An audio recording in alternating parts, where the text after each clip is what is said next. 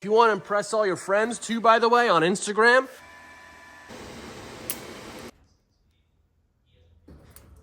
but I'm doing this for you guys, so hopefully you enjoy it and maybe you guys learn something out of it and gives you some motivation to get out there and tackle some projects of your own.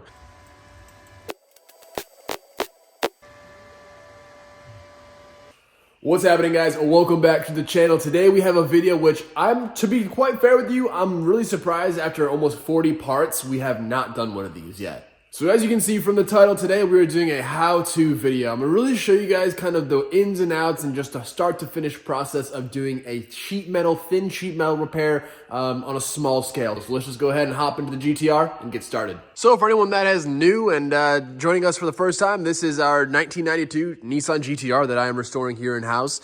And we've came a very long way. So we are currently at the final stages of all of our rust repairs and stuff like that. So that leads us to today's video. In the last couple episodes, I actually just went ahead and we installed the right side, the driver's side quarter panel. Now I'm just finalizing everything here on the passenger side. So we have a few repairs to be done. So today we're gonna knock out this little spot down here. Now, just off the rip, looking at it, it doesn't all seem too bad. However, we're going to go ahead and delete this little drain hole down here since we have no need for it anymore, and as well as the one up top. So let's go ahead. I'm going to show you guys what I've already got going, and we'll get this knocked out pretty quickly. So before we get started, let me show you guys the tools that we're going to use to get this job done. We've got a pretty basic assortment here. This is the basic stuff that I'm gonna be using here today for what you guys are gonna see, apart from my welder, and we'll get to that. So just some chin snips, because currently we are using a 20 gauge sheet metal. As you guys can see, that is the sheet that I'm working off of. The best place to go ahead and get your sheet metal, guys, is a metal supply store. I highly recommend you guys avoid like a Home Depot or Lowe's for those that live in the US. They charge a lot more than what you get. So just keep that in mind. I paid about $30 for this 2x4 sheet of 20 gauge steel. So a heck of a deal compared to what you find at the retail stores. So my best friend when it comes to small repairs is gonna be some tape. The tape is gonna act as a template. All I'll do right off the bat before I even get started is cover the entire area that we're gonna be chopping out and replacing in tape. After that's accomplished, go ahead and use yourself a ruler, a straight edge, or whatever your plans are to shape it up with a Sharpie. I like to use a nice little fine tip just because it's more accurate and it helps you kind of see the lines a little cleaner. And you'll end up with the sheet of tape coming off, and you can then apply it and transfer it to your sheet of metal. So as you guys can see, the tape just transfers right over to the sheet. We cut it out based off of our lines where we want to replace. And before you know it, you come up with a piece that looks brand new. Now the belt file is a little added bonus. If you guys have one, great, but if you don't, it's all right. You can make do without one.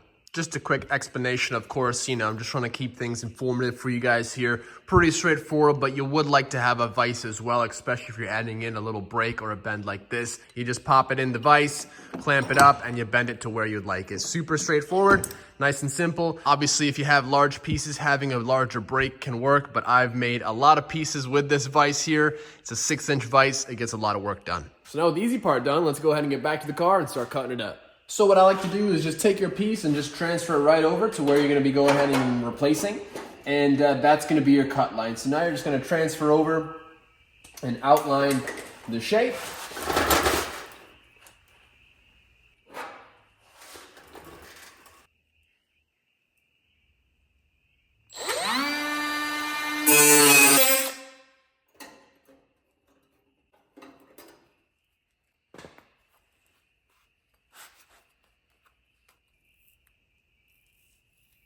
So now with the old piece cut out, you can kind of fit up your new piece. You may notice that you might need to do a little bit of trimming here and there, but obviously you try and keep that to a minimum, right? So if anything, I like to keep a nice little air gap between my panel. You don't want it to be perfectly buttered up. You can, don't get me wrong, but personally, I think you just get easier, better penetration by leaving a little bit of a gap, especially if you're doing some MIG welding. So with this repair, I'm gonna be doing some MIG, and maybe for the next one, I can do some TIG just to kind of show you guys the differences. But yeah, this is looking pretty good. If anything, I might just chop away a little bit up here at this corner, and then we'll go ahead and clean up this edge here a little bit with all the extra from our cut, and we'll go ahead and clamp it in place, and I'll show you guys how the welding procedure goes. So this is where I'll use my my belt file. You can use a regular file or anything you guys find that works, but just to go ahead and clean up your edges here.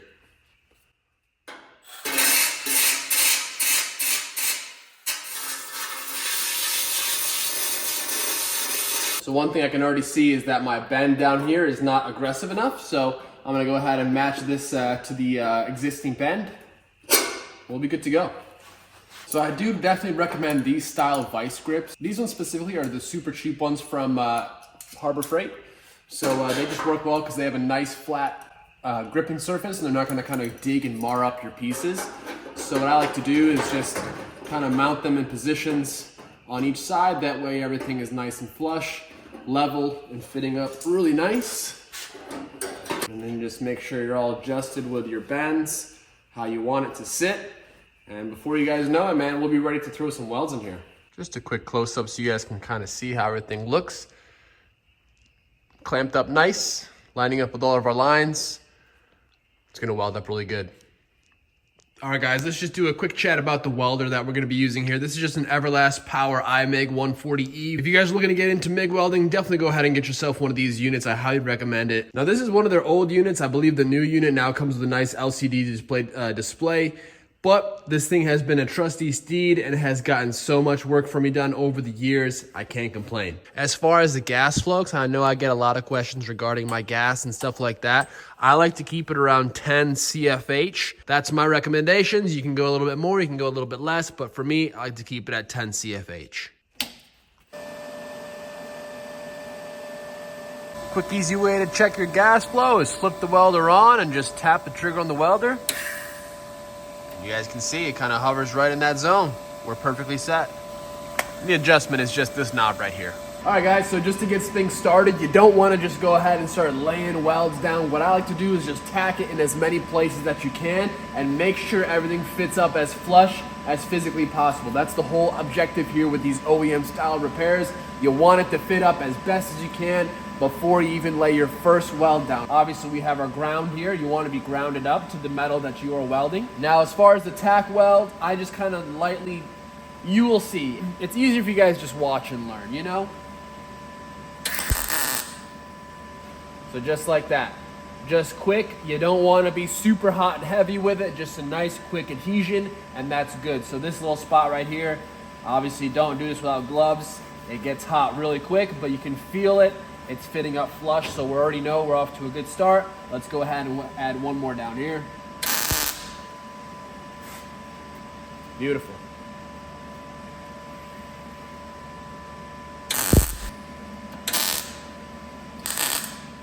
So now let's say you guys are a little bit unhappy with how things are fitting. Let me show you guys what you want to do. Now, I guess this would be a little bit more of an advanced tooling set, but maybe if you have it or have access to a hammer and dolly set, this is the Eastwood set. Fairly reasonable, but you know, just all you would do is take your dolly, place it somewhere in the flat, you know, and just kind of hammer it. I'm pretty good with my fitment, so I don't need to touch it, but that's kind of, you guys get the idea.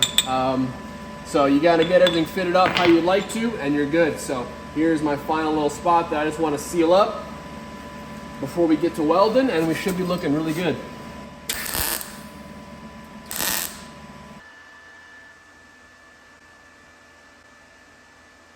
All right, guys, so from this point, if you're feeling good and you like how everything is fitting up, you basically got the green light now. So we have a good amount of tacks, that way things aren't gonna move around and warp on us. So we're just gonna go ahead and start stitching this up. Let me show you guys, like again, it's easier for you guys to watch and learn instead of you hear me yabber and talk about it. So you'll kind of get a sense for how things go together here pretty quickly.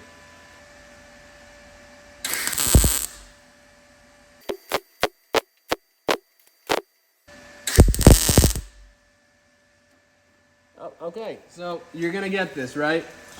Sometimes you just have the torch positioned in a wrong spot. I blew right through the metal, man. So we're just gonna kind of forget about that right now, and we're gonna move on to another spot. I kind of like to leave those blowouts to the final end, but look, they happen. It is what it is. It's not a big deal. Do not panic.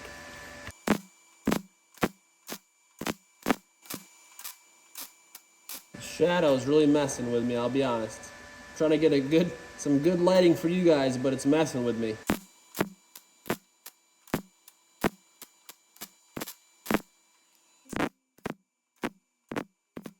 Bump up the wire feed a little bit.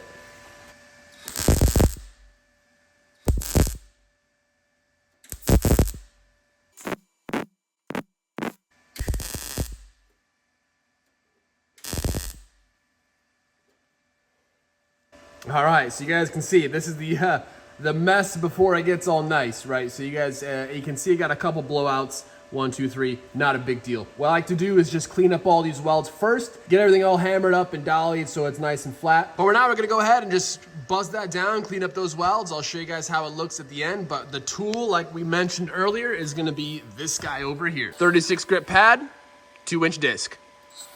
Does work. So the goal with this is to take your time because you can actually ruin everything very quickly by cleaning it up.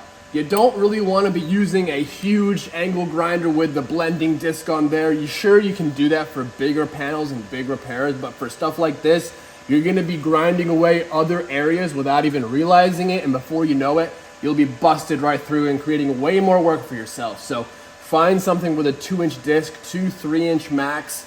But honestly, guys, like I told you, this is the tool that really comes in handy. If you guys can get yourself a belt file, doesn't have to be electric, can be pneumatic. They just make the job 10 times easier. So it's gonna be a mix between these two, but we get the job done either way.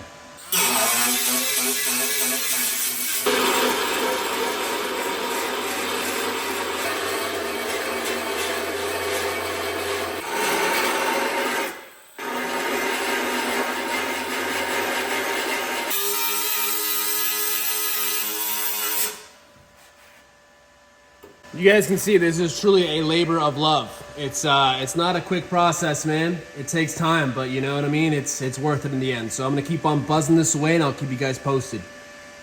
All right, this is the next phase. You guys can see we got them pretty much dressed down. Take your time. Trust me, guys. Do not rush this, man. You're gonna regret it if you do. So now we're gonna go ahead and got everything all flattened up again, and we're gonna go ahead and fill up my tiny little pinholes and my blowouts that I missed. And we'll go ahead and clean up for the last time, clean up the backside, and we'll move on to the next spot.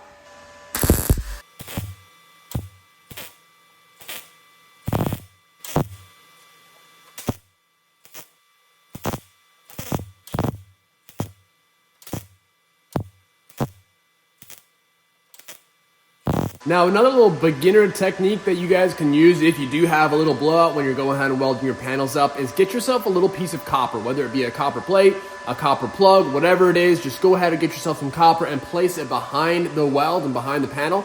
Basically, the point of the copper is, well, the weld itself will not stick to the copper. So it's just gonna act as like a backing plate and a little heat sink. That way you can kind of just feed the wire in and it just kind of stops it and just kind of melts it into a pool. Definitely a good tip and good trick to use if you guys come into a situation where you keep blowing holes, if you can't turn your welder down anymore, or if you're just kind of getting frustrated, just go ahead and get yourself some copper. In fact, here is a good example. I've actually got it here under the welder myself, just in case. This is just some tube and it's just been crushed up. You guys can kind of see, and I just made myself a little flat bar at the end so we can go ahead and slap it against something, and it does make a big difference if you need it. So go ahead and try it out. All right, guys, so you guys can see we are at the back side. Sorry about the poor lighting. It is kind of dark under here. But yeah, so you guys can see we're, I guess you could, if you really wanted to, leave this. But like I said, we're not into that. We want to make things look absolutely seamless. So same thing goes for back here. Just go ahead and dress things up. And obviously you guys can see you want to make sure you have good penetration all around and have no breakthroughs and no spots of light shining through, which we don't. So I'm going to go ahead and use the same techniques to clean up this backside. And I'll show you guys the final product. So you guys can see you got this to about like 95%. Don't need to go all the way. The front side is kind of looking really good. If you want to impress all your friends too, by the way, on Instagram, go ahead and get yourself a little, a DA or whatever, and just go ahead and hit it like this. And then you can brag to all your Instagram friends on how good your repair came out.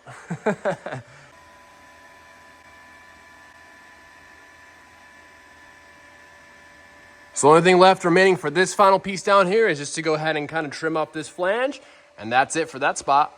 Moving on to the next. All right, well, that's going to be it for the MIG today. We are moving on to the TIG, just so we have a little bit of variety and switch it up a little bit, just to show you guys both realms and how to go about it. You guys can see we've already got our plug in place, and the fitment is really good. You want to make sure with the TIG that it's about as flush as you can possibly get.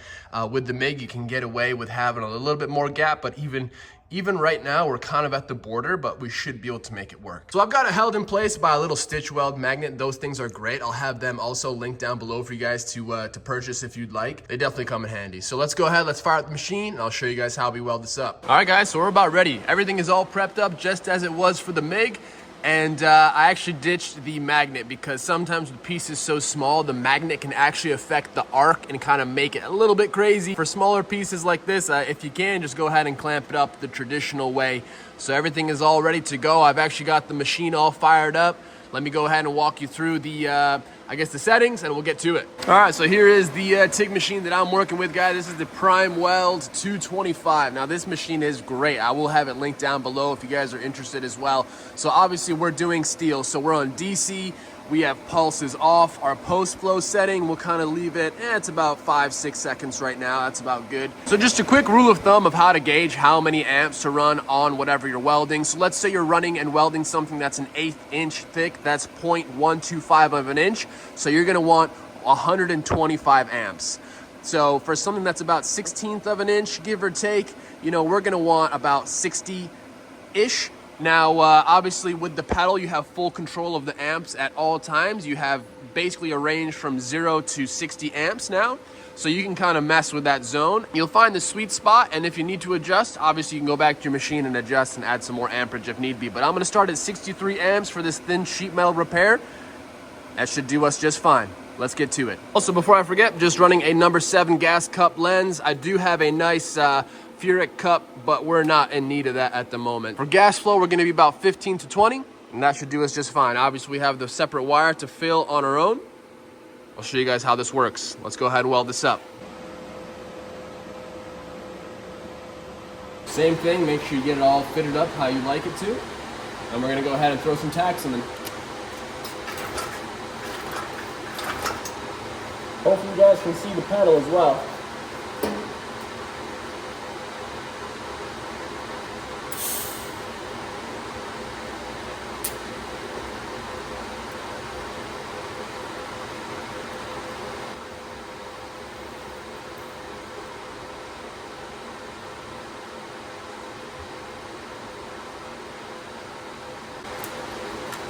I find that the hardest part of the TIG metal repair stuff is just the initial tacks.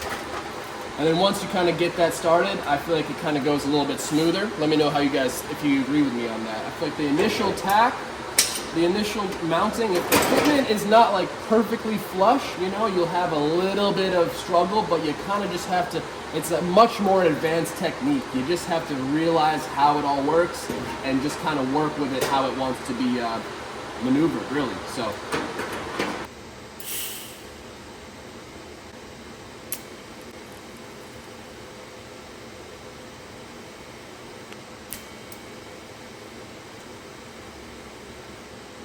damn it.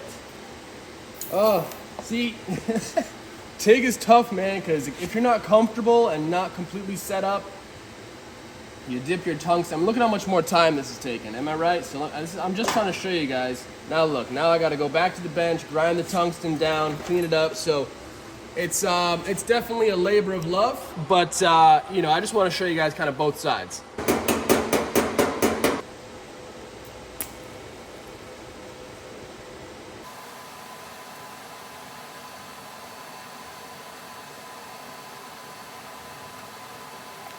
I am so uncomfortable right now, bro. Oh.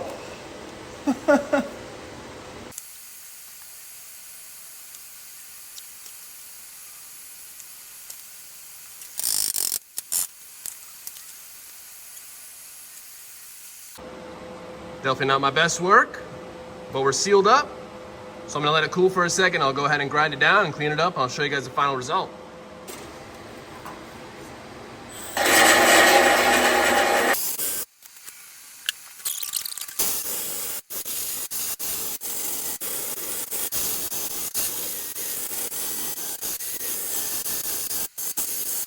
And there we have it. I'd say that came out pretty nice. It's a little bit tricky just because of how tight this little crevice is. I wasn't able to get my 2-inch die grinder in there, so I was pretty much limited to my belt sander, but I do believe it came out nice. Like I said, guys, take your time. The most time-consuming part is not just the welding, but the finishing. If you really care about making sure things come out OEM and kind of seamless, you really want to take your time there because, like I said, you can create a lot more work for yourself very quickly. I would also like to mention that the TIG method is way more time-consuming. And in all honesty, I really should have just MIG'd that patch up right there because there's really no metal shaping going on. It really wasn't worth it. But I just wanted to show you guys the procedure and how things go and the difference and stuff like that. I would definitely recommend for small repairs like this, just MIG it. You know, you'll be totally fine. I just recommend MIG and not flux.